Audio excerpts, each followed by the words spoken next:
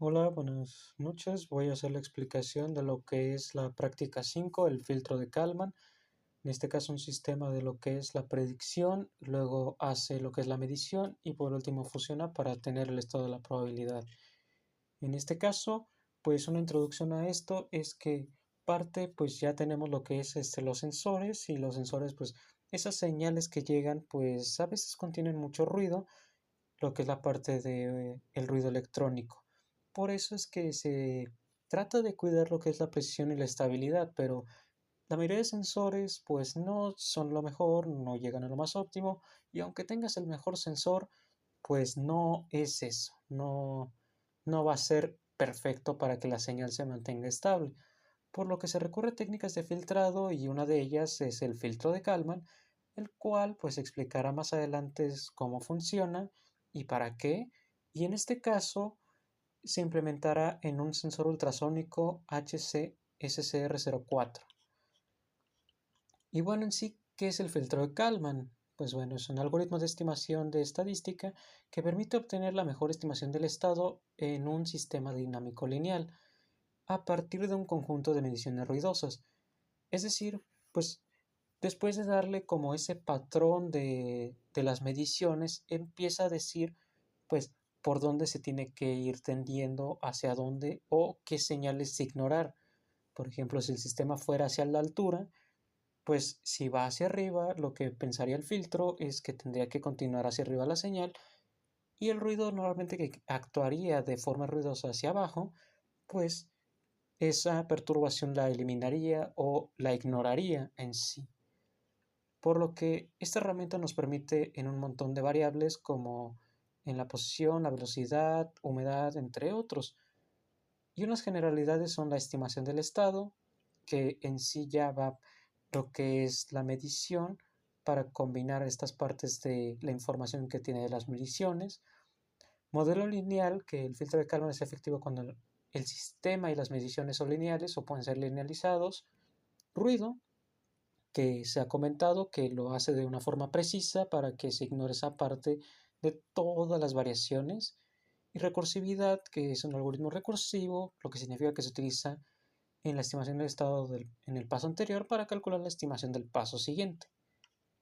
Bueno, tenemos parte de la función del filtro de Kalman, que esta parte es la medición, que en sí te explica cómo es que en la medición, después de una estimación a priori de cómo va a suceder, pues va a caer la mayor zona de probabilidad de dónde va a tender el dato.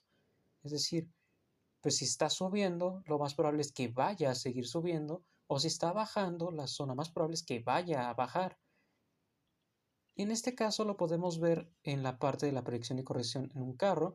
En este caso el carro va avanzando y la predicción dice que se va a seguir moviendo hacia adelante, no va a frenar de golpe, por lo cual en sí lo que tendría que hacer es mantener la velocidad. Nada más está corrigiendo la medición, no está corrigiendo lo que puede suceder en casos externos como choques, accidentes, etcétera. Pero lo que sí te dice es que va con la medición, va prediciendo lo que va a suceder después para no tomar en cuenta algunas mediciones erróneas o la mayoría. En sí, el filtro de Kalman, pues, ¿qué asume? Pues es lo que es la rueda de medición, tiene una distribución gaussiana, es decir, que toma lo que es la parte de la probabilidad.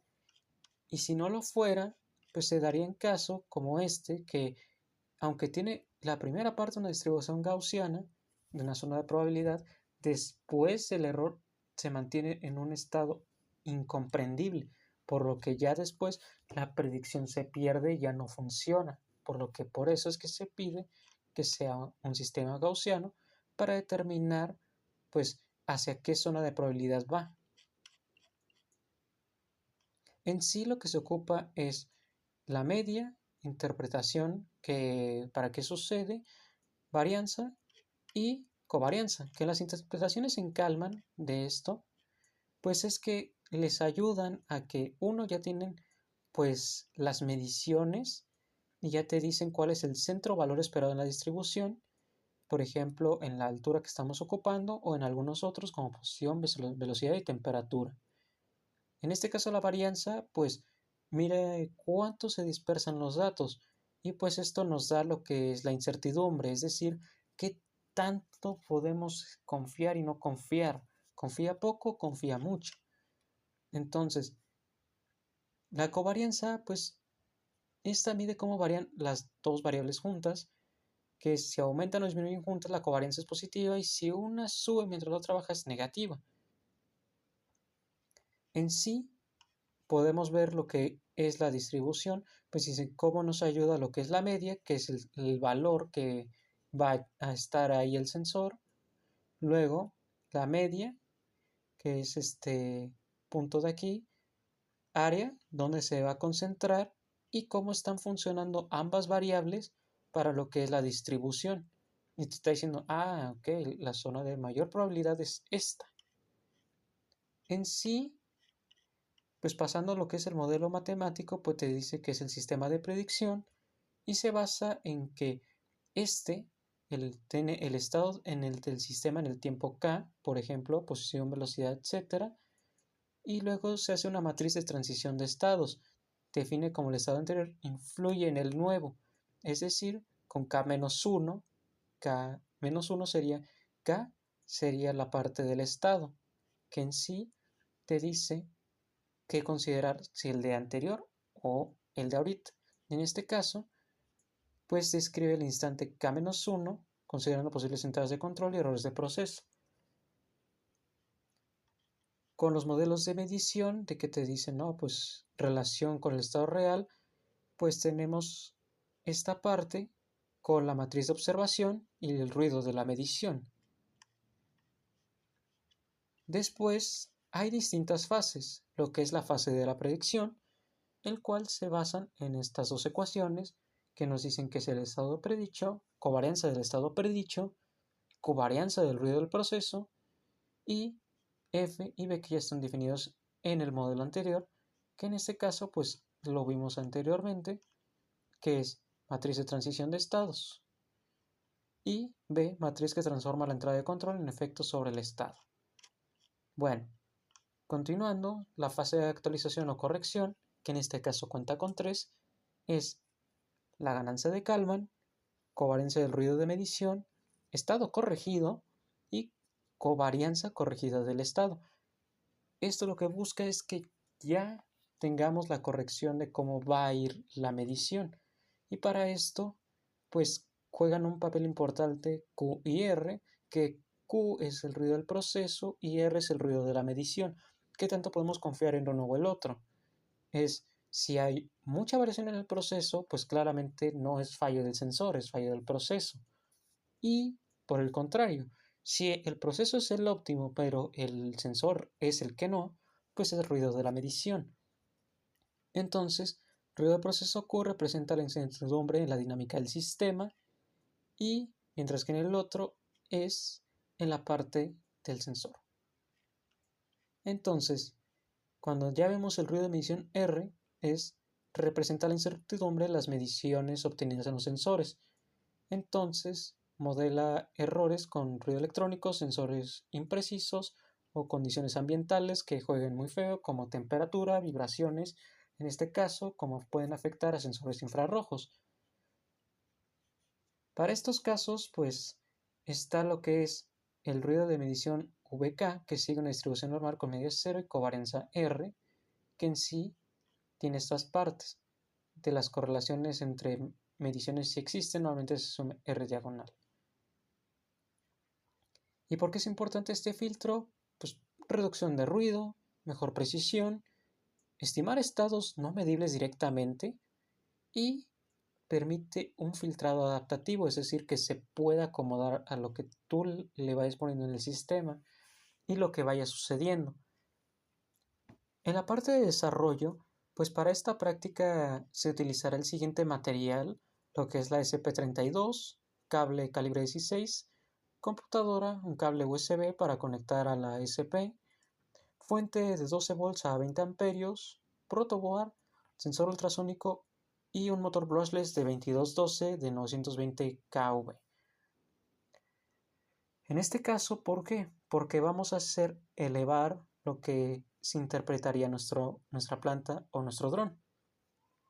Entonces, pasando al esquema eléctrico, tenemos que los pines que se utilizarán para esta parte, pues será el amarillo del control del 10 en la parte central, el GND14, el negro, conectado en la parte derecha, y el rojo no se conecta, ya que si no, pues estaría sobrecalentando el motor, incluso pues malográndolo. Por la parte del conexor del sensor ultrasónico, la fuente de alimentación serán 5 volts GND, y el trig se dirigirá al D12 y el eco al 14, lo que serían 11 y 12 del Proteus. Bueno, en este caso se realiza la programación de lo que es los pines del trig y el eco, por lo que se usa la función de definir para que ya tengamos definidos quiénes van a ser los nombres y cuáles son los pines y qué GPIO se están usando. En este caso, como podemos observar, son 12 y 14. Después, tenemos lo que es el estado del filtro, las constantes que se estarán manejando para los parámetros del filtro de Kalman. En este caso, tenemos que la constante float y la h estarán en 1 porque la predicción asume que el estado previo se mantiene y la medición capta directamente el estado real. Por los parámetros de Q y R, ya que son los que varían del proceso y la varianza de la medición, estos se acomodan en base a cada uno de sus sensores. En este caso, nuestro ruido se debía bastante al proceso y muchísimo a la medición, por lo que se pide elevarlo de 70 y 150.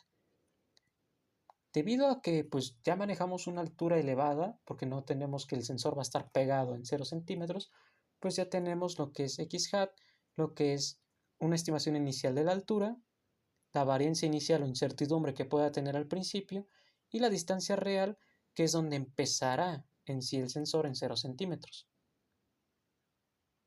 Bueno, continuando, pues se declaran lo que es la parte de la librería que se ocupó arriba, que es include SP Servo 32, SP32 Servo.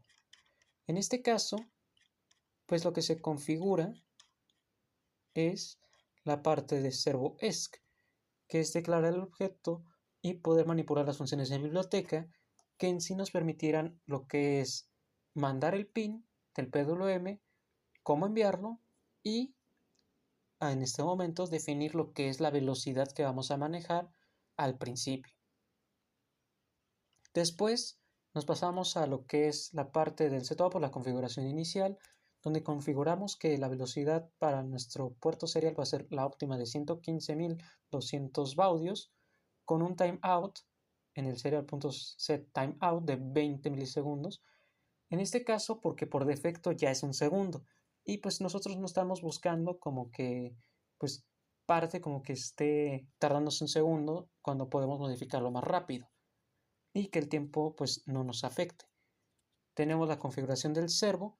En este caso se utiliza lo que es set period hertz, que es para configurar típicamente a 50 Hz, lo que es la parte del PWM, y después ahora sí dejarlo en un rango de 1000 a 2000 para que en este caso se active el protocolo. Y luego la parte de ahora sí que lo escriba en un segundo para que se arme y se quite esta parte y pues ya en estos 5 segundos de espera ya detecta si se armó o no. Para esta parte pues del ultrasónico se deja con 30.000 UL ya que representan 30 milisegundos, lo que es la siguiente parte, que es la obtención de la señal del sensor ultrasónico.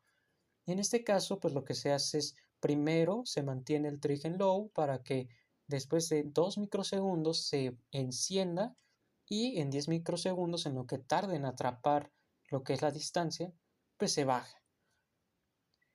¿Por qué? Porque necesitamos realizar una activación para ver qué tanto tarda en regresarle el ruido en la parte del eco pin. Y entonces ya nada más después de detectar un timeout de 30 milisegundos lo guardamos en lo que es tiempo. Tiempo nos indicará cuánto tardó la señal para después usar lo que es la fórmula de la velocidad. En este caso, el 0.034 se ocupa porque es la velocidad en centímetros sobre lo que es microsegundos, y luego entre 2 ya por la parte de lo que es la recepción del tiempo entre los dos periodos, para que no se confunda, porque sí tarda en lo que es en ir y en regresar. Y en este caso, pues ya tendríamos esta parte.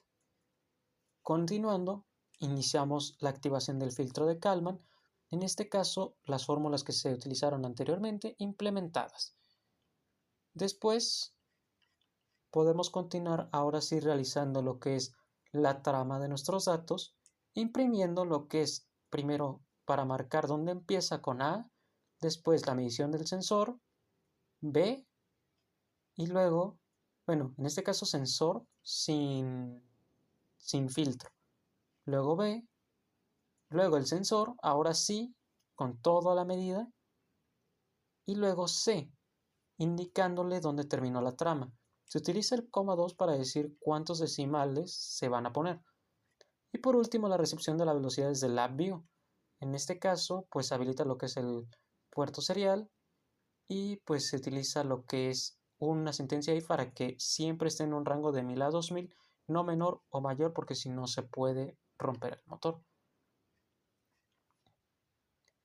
En este caso, pues tenemos lo que son las pruebas de que sí estuvo dando lo que son los valores, y estos fueron los datos obtenidos en base a la planta.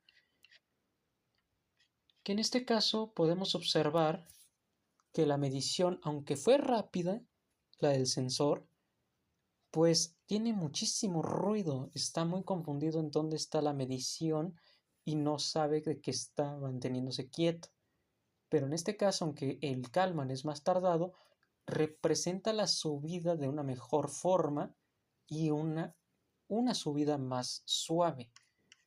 Para la parte de LabVIEW, el panel frontal fue el siguiente, que es la toma de la lectura para ver la trama de datos, el guardado de archivos, el estado de que está funcionando, la parte del gráfico que vamos a poner que siempre se esté modificando, y la parte del filtro y natural, lo que es puro sensor y el filtro, con un guardado de los datos para guardarlo en el archivo txt, con un botón stop para finalizar el programa y activar lo que es, pues dejarle esta parte del PWM, es decir, que se arme.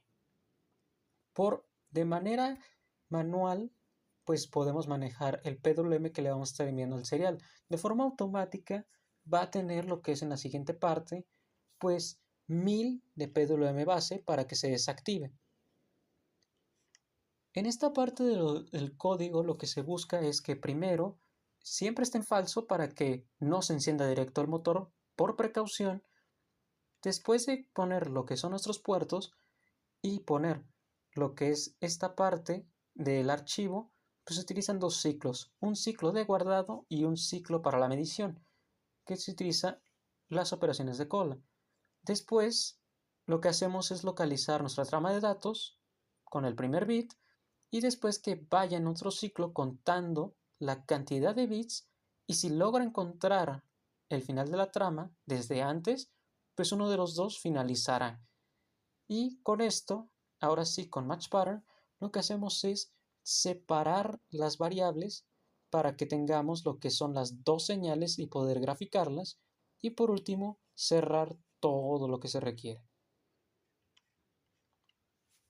Bueno, con esta parte, pues queremos aclarar unas partes que es RMSE, que es Root Mean Square Error o error cuadrático medio de raíz, que en sí mide la diferencia de promedio entre los valores que entrega un sistema y los valores de referencia o deseados, es decir, ve entre el valor real y el valor pronosticado y ve cuánto es el error.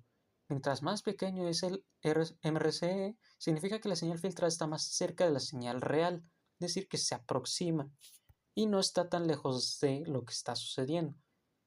En este caso, pues se utilizaron lo que es un Excel más adelante para poder ver los cálculos en base a la gráfica que se veía anteriormente. Después que es R cuadrada, o lo que vamos a ver como coeficiente de determinación, se encarga de medir qué tan precisa es la señal, ya viendo la parte filtrada, es decir, cuánta impresión tiene estas dichas mediciones, y pues entre más alto sea el valor de R cuadrada, más incierta resulta dicha esta medición, por lo que el filtro dará menos peso a esa medición. Y pues en este caso se presentan las fórmulas que serán utilizadas en Excel, y para este caso pues se tomaron lo que es parte de los datos que son de la normal contra la de Kalman. En sí, ocupando todos, pues damos a continuación los cálculos, que en sí podemos observar que utilizando los datos obtenidos en la gráfica comparativa de la normal contra la del filtro, pues se obtiene que es de 11.41, y entonces lo cual nos indica que la diferencia entre las dos señales, que en sí no elimina lo que tiene, sino que nos enseña que hay una diferencia. Es decir, que sí hay una notable medición errónea. Entonces, sí la está compensando y sí le está ayudando. Y continuando, el R cuadrado es un promedio que nos da 0.592, que es decir, que es un 59% de variabilidad entre la señal normal y Kalman. Y esto significa que el filtro de Kalman está siguiendo la tendencia general, sí está siguiendo la tendencia general de la señal normal, y que disminuye los picos, lo que son los altos y bajos. Con ello, si comparamos la varianza normal con la varianza de Kalman, pues podemos apreciar una diferencia mínima, es decir, que no nos alejamos tanto de la realidad. Y con ello tenemos lo siguiente, que resulta ser la desviación normal de 17.88 del sensor y la de Kalman con 17.82. Y con ello son diferencias mínimas. Quiere decir que el filtro como tal no está alterando ni causando dispersión de datos, sino que los está suavizando, los está dejando en una subida más suave. Y tenemos entonces que la señal sí está reduciendo pues lo que es ese ruido y no está alejado de la realidad, dándonos a entender que con la tendencia de RMSE de 11.4 centímetros y sin generar dispersión significativa de los datos, por lo que sí representa la dinámica general de la señal normal. Ahora sí que aclaración, nada más ahí fueron pues parte de los datos, fueron así como el corte de 300 datos, aunque se mostraron los 10 primeros, el archivo tiene más de 300, por lo que deben de considerar toda la parte de la señal. Bueno, y con esto concluimos a que sí se logró comprender lo que es el filtro de Kalman, parte de lo de R cuadrada, RMSE, cómo funciona y en caso cómo nos ayuda a manipular y controlar este filtrado para que funcione en un sensor ultrasónico de HCSR04, experimentando con los datos de Q y R encontrando los mejores. Con esto finalizo mi explicación y dejo mis referencias.